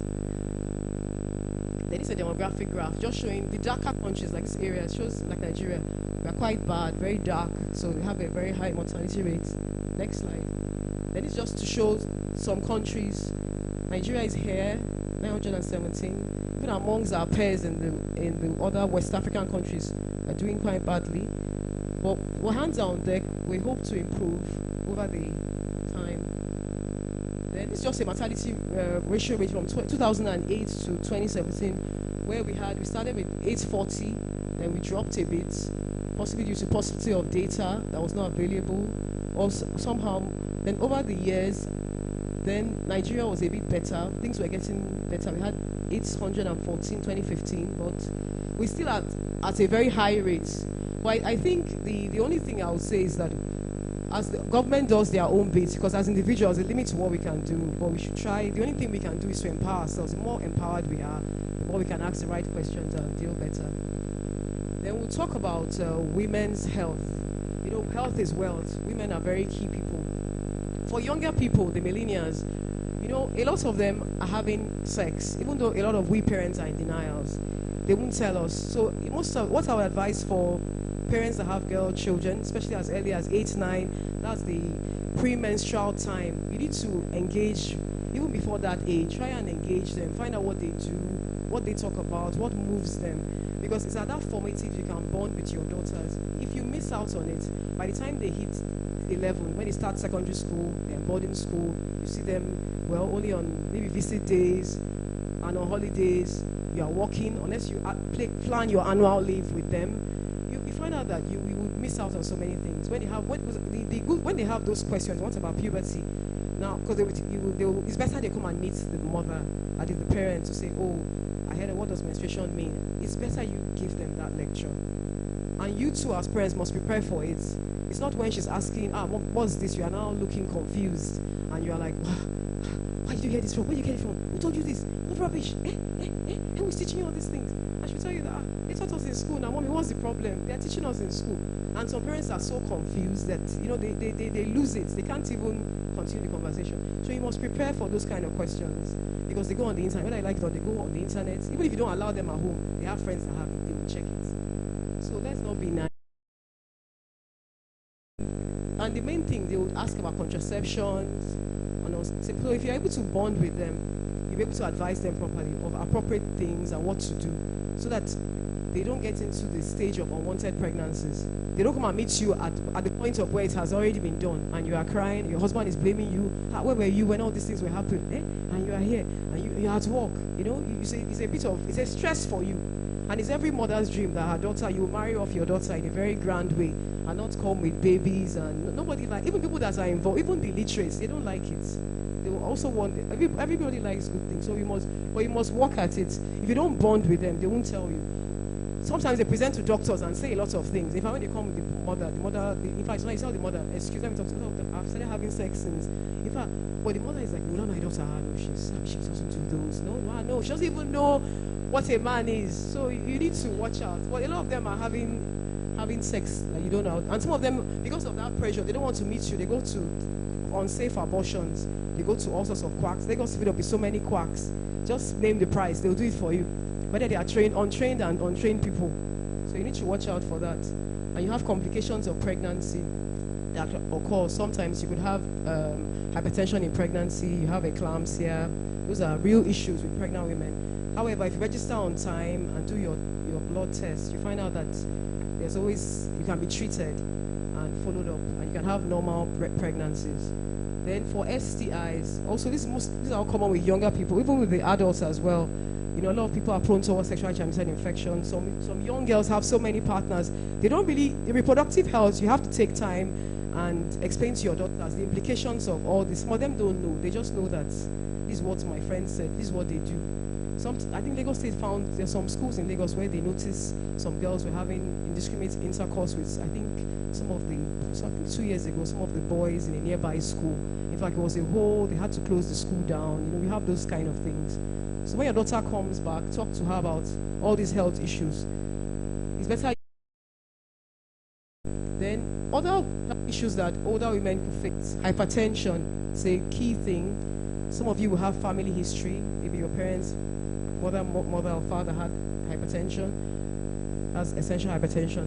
But the trick about it is to have your BP checked regularly. How many of you have checked your BP in the last 6 months? Okay. But let's form a practice of it. Check your BP, check your blood sugars. If you have been pregnant, luckily pregnancy, reproductive years, you always have been checked for that. But you need to keep at it. And once you are feeling unwell, you should have checks with the doctor as well. Don't keep things to yourself. Talk to your doctors if you're not feeling fine. Discuss the real issues. And when you have family history, share this information with the doctor, because it will affect the way how aggressively they follow you up on. Then we have breast cancer. This is a real issue for a lot of women these days. A lot of women are developing breast cancer at a younger age group, and the main sign is just a breast lump. So let's not overlook any small lump. Usually do it after your periods, because the breast is not so long. During your period time, the breast is quite lumpy, so you're not able to. But the best way to really understand is to first of all understand what your normal breast is after your period. Understand the contours, and if not you, your partner or your husband could assist you with that. It's very important. You must do self-breast examinations. There are lots of online tools. If you go online, you can see and practice with it. And if you notice anything, you can come to the hospital and they will check it and see. The important thing is to have that health-seeking behavior to check. Don't overlook it and feel it's normal, because you never know. Then you have the ovarian and cervical cancer. Cervical cancer is caused by the human papilloma virus. Usually the risk factors for that are having early intercourse, multiple sexual partners. These are things that people do in their youth and never know that with time it might catch up with them, maybe because they have to fend for themselves. I know your CFO talks about financial empowerment, because of people do a lot of things when they are young because they just want to survive. But if you have that, it's actually better. So there are screenings involved. For those that are over 40, have your pap smear at least once a year. It would help. And if it's abnormal, please don't panic in the clinic. If you go to the hospital and they tell you, you have this, don't panic. Ask questions. Like my colleague was mentioning, he said, I have one waiting. No, just ask, what does it mean? Let them break it down to you in English. Say, let him name all these, in medicine, all these terms are based on Latin literature. In the world in the past, everything was based on Latin. So all those words are derived from Latin. So if you understand Latin, you'll be able to. That's why it sounds so funny and complicated. No, that's the way we are trained. So it's based on Latin. It's a language. So that's all these things are all Latinized. So it's not. That's why it's so much. Then the other thing is vaginal discharge. A lot of women have vaginal discharge through candidiasis, but the thing is, be careful with the kind of underwear you wear. Nylon underwear, tight pants, those could cause. When you have a foul smelling or anything, you need to see your gynecologist. And don't be shy. You know, I keep telling you, you have to be clear on it. And sometimes you might have to. Your husband may be asked to come as well, depending on what it is. But the thing is that to seek help and get solution, because with time, if they're not properly treated, you can end up with infertility and other problems in future. Prepare today for tomorrow so that you can sail through. Because if you don't do that, you run into trouble. The another key point that women go through is menopause. Menopause is it's called the climacteric. That is the cessation of menstrual period. That's after the reproductive age. So we have 3 stages. It starts with premenopausal. That's before menopause starts. That's from maybe 40. Your periods get a bit heavier or lighter. It stays for about 2 to 6 years. You don't need to panic about menopause. It's just a normal process. It's like the progesterone and estrogen levels. These are the levels that keep you going. The ovaries producing all those eggs. They start to drop. So you might tend to have things like, when you move on to the menopause proper, you have hot flushes, sweating a lot. You'll be in a room, people will say, the AC is on. You're like, I'm not comfortable. I'm not comfortable. But those are normal things. But the only thing I'll say is that if you have been menopausal, that is from maybe 48 to maybe in your 50s, you've had 1 year of no blood at all, and as you're not bleeding at all, then suddenly you start bleeding. Please go and see your gynecologist. It could be a sign of cancer. If you've had 1 whole year, you are fully established in menopause, and suddenly you start bleeding, it could be a cancer. So you need to check. So that's why you keep learning about books about menopause. I think the more you read about it, the more you understand. You might have memory loss. Some people are scared of it because you feel your feelings, your emotions are all over the place. But it's normal. Sometimes women have to have hormonal therapy because to balance that and gradually take it off. Then you also talk about osteoporosis. Sometimes women, as you get older, your bones become more fickle, so you're prone towards fractures. So if you have elderly people, be careful if they're always make sure they have bath mats and support system around the bath so they don't fall. Then you also have, we've talked about, depression and anxiety. But the only thing I would say is that don't always be too anxious about things. Sometimes you expect so much and you're disappointed. Try to manage things as much as you can. Because some people go into panic attacks. Some people can't take bad news. You know, if you tell them, like I remember when my dad died like 2 years ago, it was something we didn't expect. He suddenly fell ill and he died. And he was someone he was like an umbrella. So losing a loved one like that suddenly can be a shock. And if you don't manage yourself, you will become depressed. Suddenly all our relatives never seen came out, giving us bill, carried corpse home. I mean, my dad protected us so much in our lives, but when he left now, we are at the mercy of all the relatives. Bills today, gave us this, so many, it was a tough time, and if you're not prepared for, tough times will come. That's why the spirituality is good. It helps you to manage it, because if not, you will become, because so many things. I know women, we are multitaskers, we don't talk, we are quite passive. Wake up at 5 o'clock, have to do the chores, cooking, go to work, do all sorts of things. Before you know it, you're back again. So there are so many conflicting things. So as I talked about this mentoring, it helps. You have someone you can talk to regularly when you feel down. We all feel down from time to time, but we should try to elevate our moods. You can read a book or do things you love. Not necessarily spending money. Sometimes even going to like the beach, just looking at the sea. Like at Marina, you have at Officers' Mess, you have the sea. Just looking at it alone is very therapeutic. It's not about spending money. Sometimes you might not have the money, but it doesn't mean you shouldn't have a good time. There are many things you can do. Find out what pleases you, what makes you happy. Listening to music, kind of pleasing music, gospel music, or any kind of music. Or classical. How many people listen to classical music here? It's very. You agree with me? How is the experience for you? Very, very calming. Sometimes you need that whole. We've had a bad day. Everybody's, when your kids go to bed, it's very calming and it suits you. Sometimes you have to feed your soul with good things. Things like that. That's the wellness. cancer, as you know, is a malignant condition. The cause is as a result of cells growing abnormally. Normally, cells should go in a particular way, but in particular parts of your body, it may start growing abnormal, like in the breast now. It starts growing abnormally, causing trouble and affecting other functions around that area, and it could spread. So the only way out is to check. That is constant check. Once you're above 40, it's very key. Go for your health checks. Even if you're not up to 40, go for health checks at least once a year to check what's wrong with my BP. Health checks could mean blood pressure, blood sugar, even your eye test. It might not be as complicated. Some women don't like those invasiveness of pap smear, but usually they'll calm you down, they'll talk to you about it, explain the test and all that. And some women that have had HSD done, those are very invasive procedures, looking for a child and all that. It's not easy. If you don't have kids, even after maybe you're newly wedded, it's been a year or more, don't worry, just calm down. It could be stress. It could be many things. Maybe you're not having enough coital time with your partner. You look at your variables. I mean, are you eating enough? You know, these are real. I'm trying to be real. These are real issues. Nobody will discuss this with you, but you need to know. You know, discuss because in terms of your because your relations are on your neck. It's a point a lot of women face. People are on your neck. How far? You're still like this? How many years? So don't be worried. Even in a workspace like this, people have been married maybe around the same time. One has a child, one hasn't. You know, and sometimes people don't know what to do. Or someone loses a child, was pregnant and lost the baby. These are real issues, so we should support them. It might not be a good idea to start asking them how it happened and all, but with time. But you know, people just need people to talk to them and really. Factors for female cancer. You know, being a female is a risk factor. When you're over 50 as well, then your BMI of greater than 25.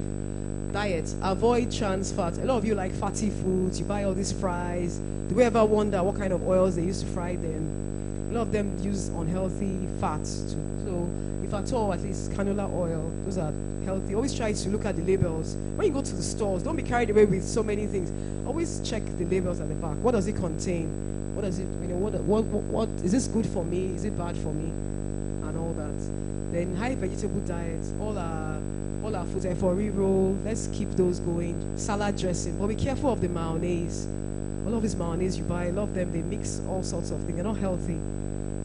You can use lime or at least orange juice sometimes. I do that on my salad just to make it, you know, if you don't, yes, all those kind of things, yes. So just, no, then, but some people complain. Some people don't like salad dry like that. You know, they want something. That's the problem. So you can do that. It makes it a bit wet. Then low carbohydrates. But in our diet, Nigerian diet, you know, it's mostly all the swallows. But you can look at portion control. There are a lot of diets now. Keto diet. There are all sorts of diets around. But find out which one is comfortable for you that you can do. I know you have cheat days. Sometimes you can cheat and all. But you know, it's a you know, wellness is a practice. It's something you learn each day. You have bad days where you cheat, where you don't do as much as you can, but you try and keep it up. But with exercise, you are able to overcome some of these problems. And I talked about exercise every day. Then the family history of breast cancer, be very careful, especially with your maternal side, your uncles, your aunties. If you have that history, in fact, from your parents, if they are still here, try to always get your family history. It will be life-saving. What did their parents go through? Did they have depression? Did they have prostate for the men, prostate cancer, for the women, breast? It's very important because if you give the doctors that kind of history, they will be more aggressive. Because that means you have a higher than normal proportion compared to other people in the population of that. Then next slide. Then for cancers, the treatment basically you could have surgeries. For breast cancer, you could have a mastectomy. You could remove the breast if it's confirmed cancer. Sometimes it could be one, it could be both. But luckily, there's plastic surgery now. You can have silicone, you can have implants. Nobody will even know you have it. You know, but those are for those people. Some people, if you are really mindful of your body, the way you look, you're a fashionable person. There are ways out. Then you have chemotherapy. Sometimes you have to take lots of drugs. Those are cancer drugs. They are very strong. Sometimes you might lose your hair. Luckily, we have wigs now, so there are still alternatives you can use to still be beautiful. Then you have radiotherapy too, where you have like the X-ray X-rays are done to kill out all those cancer cells. The point is, the earlier you come, the better it is. But sometimes if you come too late, there's really nothing doctors can do. But the thing is, if you maintain a healthy diet and do your exercise and go for your health checks, you have a better chance of fighting through it. And exercise should be regarded as a tribute to the heart. And exercise. I think this is the end of the presentation. So thank you all for your time. I hope we've learned a lot about our health. And from today, we'll try and we practice it, not just saying it. Try today, everybody should try and do something healthy. Although it's difficult, I can see small jobs too. Sorry, Dr. Sego, her senior colleague. I just have one thing that I haven't heard people mention so much, and it could be life-saving. Please be your sister's keeper. A person may be going through something or be feeling something, or something changes physically, but may not notice herself. So it is you that will notice that, oh, this person is quieter than usual. Just ask, is there anything wrong? Can I help? It may be what will save that person. Most times, something happened to me in January. We came back from the holiday, and someone who I was very close to before work, we are friends, she's a junior colleague. She came back and just sat down in a corner, and when you say hello, normally I would go to her because I come later than her. I would say hello, Eno said, we were just small. What happened over the weekend? And I said, oh, hello. I said, hi. I said, did I do anything wrong? Then I thought, I didn't do anything wrong, okay? So I just busted her with, oh, I don't have time. But the Holy Spirit checked me, and said, did you even ask whether she's going through something? And I kept on, I went to her, I said, is there anything wrong? She said, no. Have I offended you? Said, no. So I went back to sit down. Maybe, and each time, but I still made a conscious effort to say hello and how are you doing every day. And it was later that she came to tell me, oh, there was nothing wrong. She was just saying, God just told her that she should keep silent. And but I realized at that time that if I had gone with the notion that, oh, she's been stuck up, she didn't, and I didn't bother, it could have been something bigger she was going through. And many of us are like that. We women, we tend to, she's doing her own thing, and so please really be your sister's keeper. Watch. Sometimes they need to talk. Just allow them to talk, and you listen, not hearing. You need to listen and hear what they are not saying. And sometimes it's just a word that will comfort her and she will see direction. She doesn't have to take you out. Another problem is that we women, when we advise, we think that they must take our advice. No, advice is advice. You just give her and allow her to decide whether she wants to go that way. But whatever she decides to do, be supportive. And then women at work, like the CEO said, we tend to be our own worst enemies.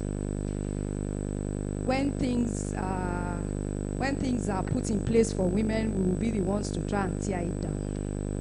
Or you are a boss as a woman, you've been through what the younger person is going through, but you want to, my own boss, she didn't give it to me easy, and you will make her own life miserable.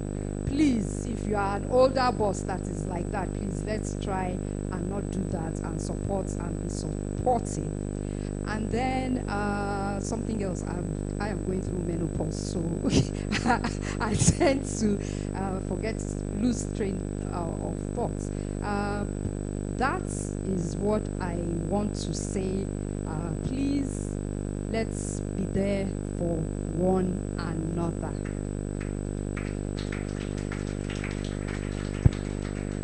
Thank you very much. That was Dr. Oladoyin Sego, the head medical advisory of IGEA. A round of applause for her once again. Thank you, Dr. Iria EJ, right? Thank you so much. A round of applause for her too. Ladies, have you enjoyed yourselves? So, anybody in support of a repetition of this per quarter, say A. ER, where are you? Even the CEO raised their hand. So please, we want this every quarter. It will provide an avenue for us to support one another, listen to one another, share more. Okay? And that mentoring thing too, we need to take it seriously. A round of applause for all our guest speakers. Our guest speakers are in-house speakers. Please, a round of applause for them too. As we round up, we would like to present plaques to our speakers for today. The first plaque we'll be presenting will be going to our own beauty and brain personified. I'm trying to look for big English. Our CEO, Mrs. Folake Soyetan, will be presenting her with the first plaque. To present to her, I'd like to call on our CCO to please come and do the presentation. Our CCO, our CFO, we need all the C's. Our chiefs to please come and present to our CEO.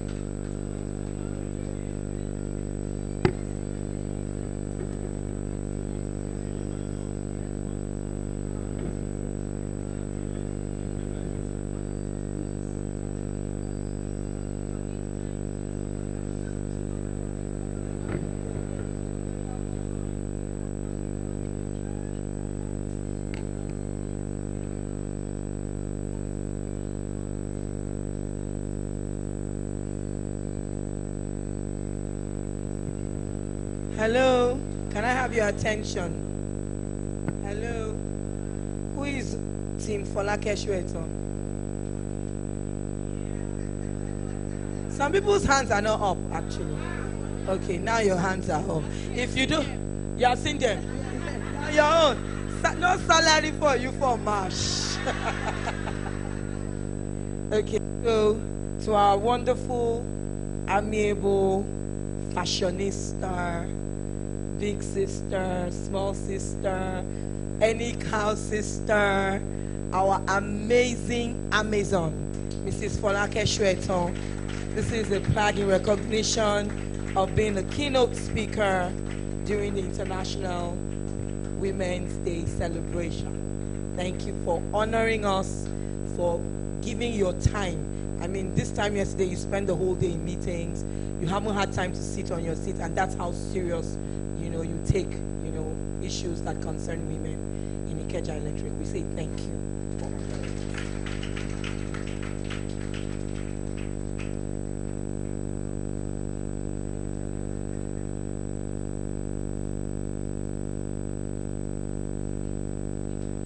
Thank you very much. Please don't go, our chiefs, please don't go. Thank you, our beautiful chiefs. It's not easy to work in IEO. See our fine ladies. Dr. Iria EJ is next to be presented the plaque. A round of applause for her. I wish we had more time.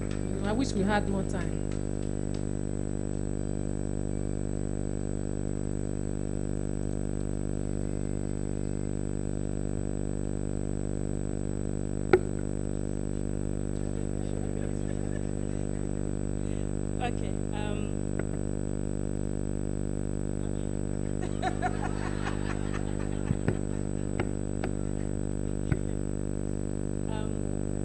Want to say a big thank you to Dr. Iria EJ.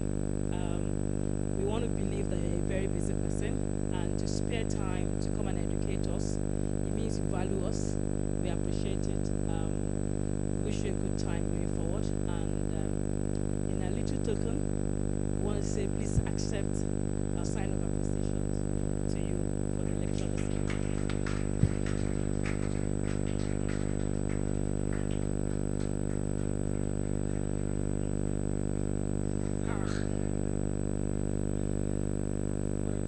Last but not the least, I would like to invite the representative of Mrs. Comfort Otegbeye Olayinka. Please come and receive a plaque for her. Our CEO will be presenting this.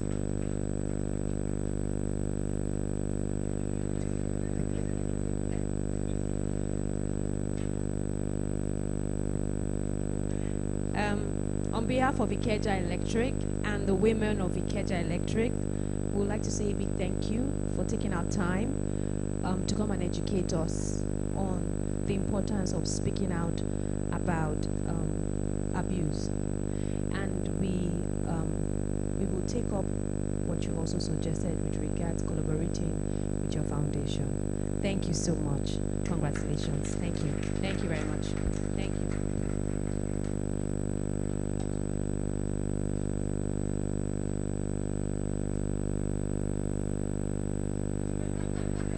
Okay, thank you, our chiefs and CEO. A round of applause for them. We've had an awesome time today. I've enjoyed myself thoroughly, and I'm hoping that we'll get all of those slides.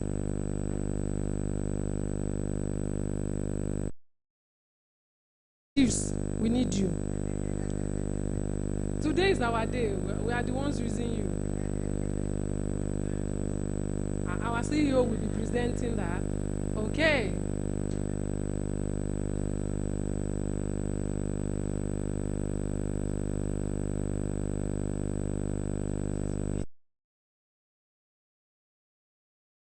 Right.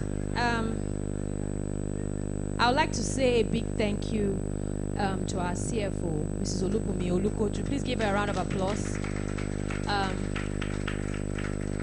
for sharing her wealth of experience and knowledge with us. I believe that all of us found her session very useful. She has also committed to me, as we sat there, that she will come up with some initiative on how to ensure that what she has spoken about today, we would also support you in the same. So let's clap for her for that. Brilliant, brilliant. That's in addition to your initiative, not the initiative. So please help me give her a round of applause again. Thank you very much and congratulations. Thank you.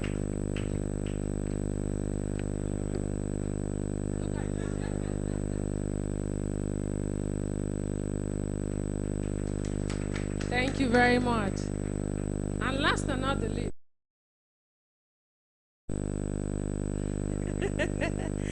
Okay.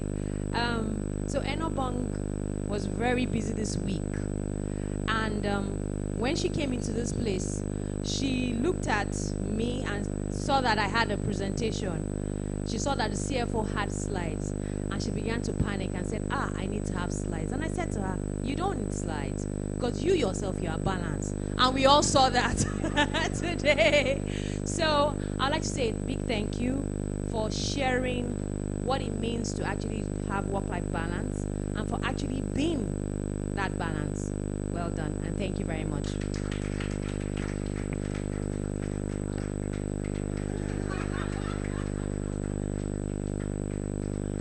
Serious collabo.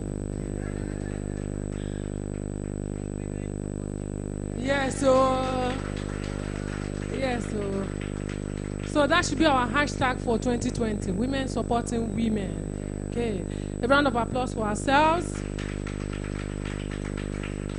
We've come to the end of the program. I want to team and Ikeja Electric want to appreciate the women of IE. So point to note, we'll be doing group photographs table by table before you step out. Please just step out. Abby is going to coordinate. So we do table by table. We take photos so we can have our collage on internal comms. Also, the novelty match between teams white and purple is starting right about now on MITV field. So immediately we finish, please make your way there. Today is not complete without that novelty match. I'm going to call on Bukola Remileku Ismaila to please come and give us the closing prayer. A round of applause for Bukola. Bukola.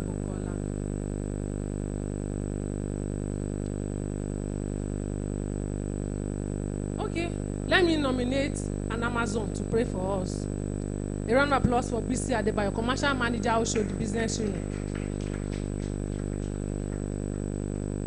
Please let us pray. Can you please stand up for prayers, please?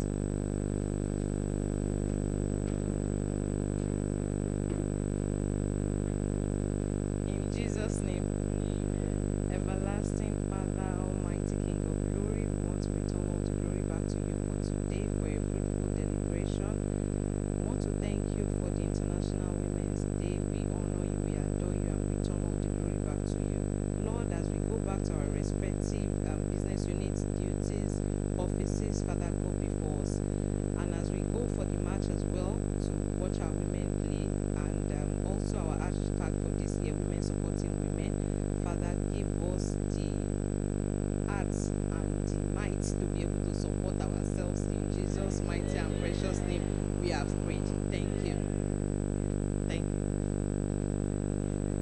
Thank you, BC. Please, let's have the photo session.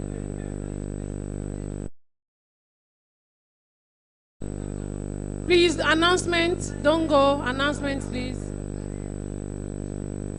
Hello, good afternoon, ladies and gents. So I would like to share something with you all.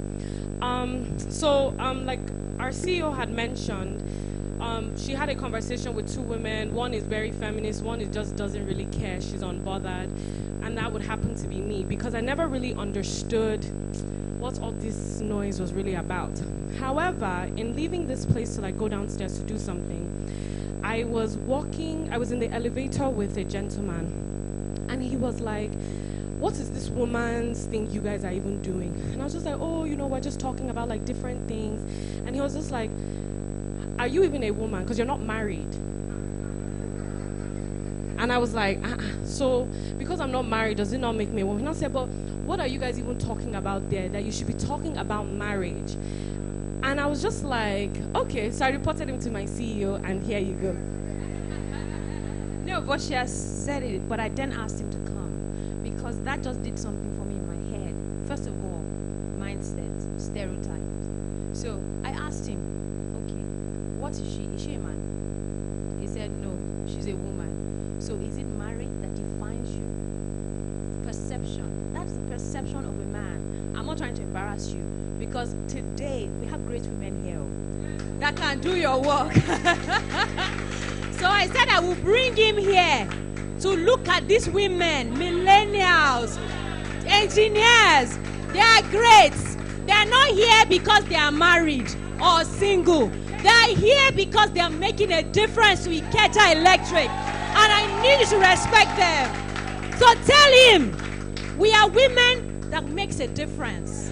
Not because we are married. Not because we are bearing children.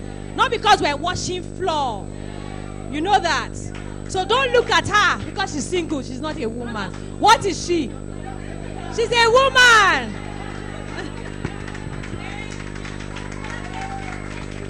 Thank you very, very much. And it should not end here. It should not end here. Let us have that in our consciousness. It should not end here. Thank you very much. Table one, table one, table one.